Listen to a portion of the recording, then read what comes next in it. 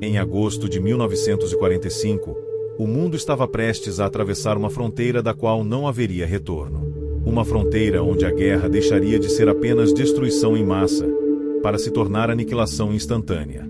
Quando falamos das bombas atômicas, dois nomes surgem quase automaticamente: Hiroshima e Nagasaki. Mas existe uma terceira cidade que esteve perigosamente próxima de entrar para essa lista. Uma cidade muito maior, muito mais populosa e muito mais simbólica: Tóquio. Pouca gente sabe, mas Tóquio não apenas foi considerada como alvo nuclear pelos Estados Unidos, como esteve, por um período real, na linha direta do ataque. Planos foram discutidos. Argumentos foram apresentados. Simulações foram feitas. E a pergunta mais assustadora de todas foi colocada sobre a mesa: e se a capital do Japão simplesmente deixasse de existir em um único clarão? Neste momento da guerra, o Japão já estava ferido, mas não derrotado. Cidades haviam sido incendiadas por bombardeios convencionais. Milhares de civis morriam sob ataques aéreos incessantes. Ainda assim, o governo japonês se recusava a se render. Cada dia de guerra significava mais mortes, mais destruição e mais pressão sobre Washington para encontrar uma solução definitiva. Foi nesse contexto que nasceu a ideia mais extrema já aplicada em um conflito humano. A bomba atômica não era apenas uma nova arma. Ela era um recado ao mundo. Um aviso silencioso de que o futuro da guerra não teria limites morais claros. E escolher o alvo certo não era apenas uma decisão militar, mas política, psicológica e histórica.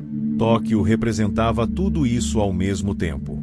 O centro do poder imperial, o coração administrativo do Japão, e um símbolo nacional cuja destruição poderia quebrar qualquer resistência restante. Mas então surge a grande pergunta: se Tóquio estava na mira, por que ela não foi bombardeada? O que fez os Estados Unidos recuarem dessa decisão? E o que teria acontecido com o Japão, e com o mundo, se a capital tivesse sido o alvo da primeira bomba nuclear da história?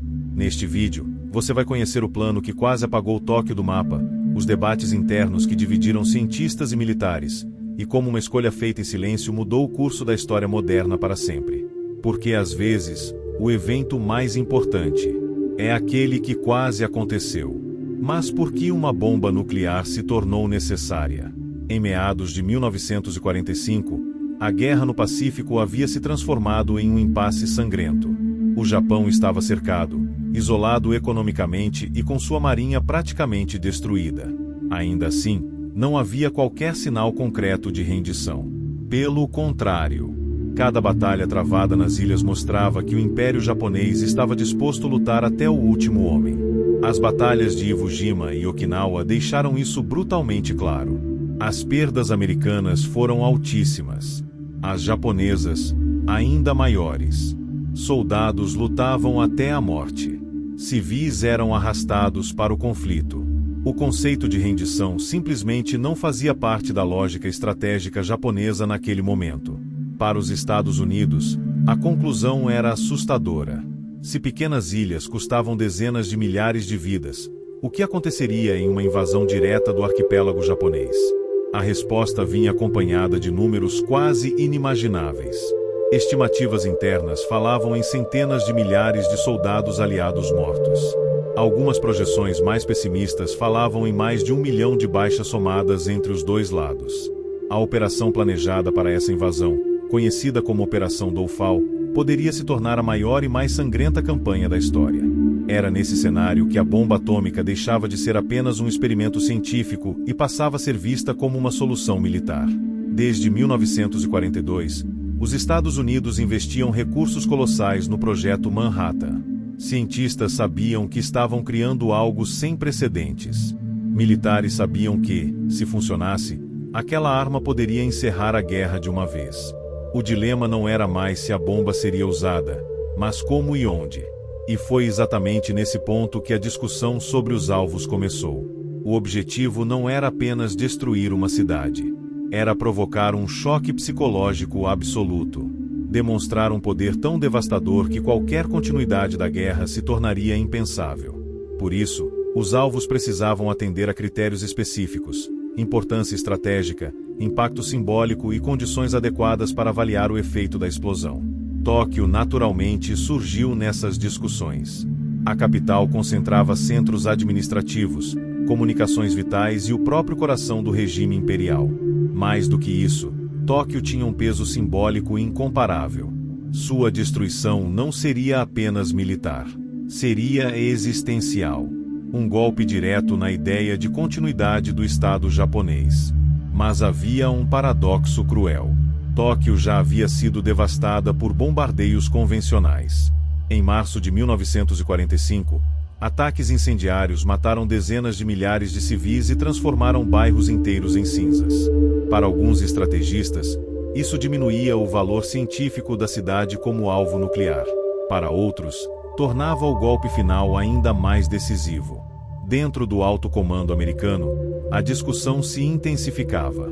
Usar a bomba era encerrar a guerra rapidamente, mas também inaugurar uma nova era de destruição. Escolher o alvo certo significava escrever a primeira página da história nuclear da humanidade. E, por um momento real, documentado e debatido, essa página quase começou com o nome de Tóquio.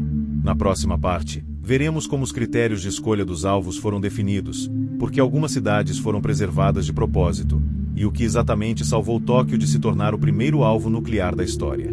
Com a bomba atômica se tornando uma realidade concreta, os Estados Unidos precisavam responder à pergunta mais delicada de toda a guerra: onde usá-la pela primeira vez.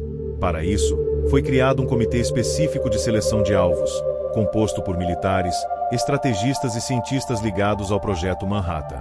A escolha não seria simbólica apenas no sentido político, mas também histórica e científica. A primeira detonação nuclear em combate precisava ser incontestável em seus efeitos. Os critérios eram frios, quase clínicos. O alvo deveria ter importância militar e industrial relevante. Deveria ser grande o suficiente para demonstrar o poder da arma. Não deveria ter sido excessivamente destruído por bombardeios convencionais. E precisava permitir uma avaliação clara dos danos causados pela explosão. Foi nesse ponto que a lógica começou a trabalhar contra Tóquio. A capital japonesa, apesar de seu enorme valor simbólico, já estava profundamente devastada. Os bombardeios incendiários haviam transformado extensas áreas da cidade em ruínas. Para os cientistas, isso criava um problema técnico. Como medir com precisão o impacto de uma arma inédita em uma cidade que já havia sido parcialmente destruída? Além disso, havia uma preocupação estratégica menos óbvia, mas crucial. Destruir Tóquio significava atingir diretamente o centro do governo japonês e possivelmente matar o imperador. Para alguns líderes americanos, isso poderia produzir exatamente o efeito oposto ao desejado. Em vez de forçar a rendição, o ataque poderia mergulhar o Japão em caos absoluto, dificultando qualquer negociação ou transição de poder. Assim, pouco a pouco, Tóquio foi sendo empurrada para fora da lista principal. No lugar dela, outras cidades ganharam destaque. Hiroshima apareceu como um alvo ideal.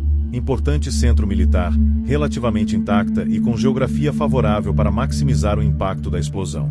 Nagasaki entrou como alternativa, assim como Kokura, que acabaria escapando por circunstâncias climáticas. O mais perturbador é perceber o quão próxima Tóquio esteve do fim. Ela não foi poupada por compaixão. Não foi salva por um princípio moral elevado. Foi retirada da mira por razões práticas, técnicas e estratégicas. Uma escolha administrativa. Uma linha riscada em um documento. Uma decisão tomada em salas silenciosas, a milhares de quilômetros da cidade. Quando a bomba finalmente foi lançada sobre Hiroshima, o mundo entrou oficialmente na era nuclear.